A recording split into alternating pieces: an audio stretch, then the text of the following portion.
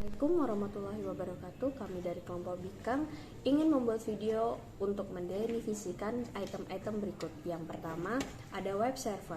Merupakan suatu perangkat lunak atau software yang ada dalam server memiliki fungsi untuk menerima halaman web sebagai permintaan melalui protokol HTTPS. Yang kedua, ada XAMPP adalah perangkat lunak bebas yang mendukung banyak sistem operasi, merupakan kompilasi dari beberapa program. Yang ketiga ada app server, merupakan aplikasi yang berfungsi untuk install beberapa program antara lain Apache, PHP, MySQL dalam waktu yang singkat. Yang keempat ada Apache adalah software web server gratis dan open source yang memungkinkan user mengupload website di internet. Yang kelima, ada MySQL adalah sistem manajemen database relasional yang berbasis SQL.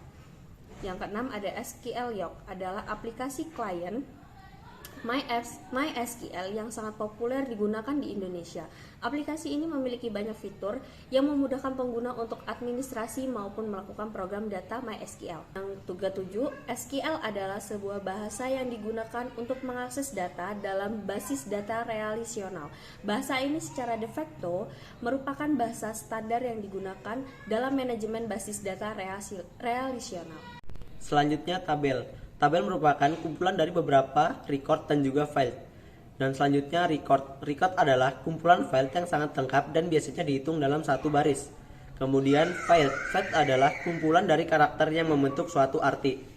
Kemudian ada CSS. CSS adalah kumpulan perintah yang digunakan untuk menjelaskan tampilan atau sebuah halaman situs web dalam markup language. Kemudian ada JavaScript. JavaScript merupakan bahasa scripting yang membuat konten dinamis di halaman atau aplikasi web, game, serta membangun web server. Kemudian ada text editor. Text editor adalah suatu software yang memungkinkan seorang untuk membuka, melihat, dan mengedit file plain text atau teks biasa. Dan yang terakhir ada web browser. Adalah salah satu jenis perangkat lunak atau software yang pada umumnya digunakan dan dimanfaatkan untuk membuka suatu halaman di situs internet. Dan kemudian ada manfaat pemrograman web. Yang pertama, bisa memahami konsep teknologi aplikasi web. Yang kedua, bisa memahami format teks pada halaman web. Yang ketiga, bisa memahami format tabel pada halaman web. Yang keempat, bisa memahami tampilan format multimedia. Kemudian selanjutnya bisa memahami format kaitan pada halaman web, dan masih banyak lagi manfaat yang lain. Oke. Nah, di sini adalah source code atau codingan dari sebuah data diri atau biodata. Ini source code-nya. Nah, setelah kita melakukan codingnya, pastikan file codingan ini kita simpan di local disk C, pilih XAMPP, pilih htdocs. Nah, pastikan filenya disimpan di sini ya.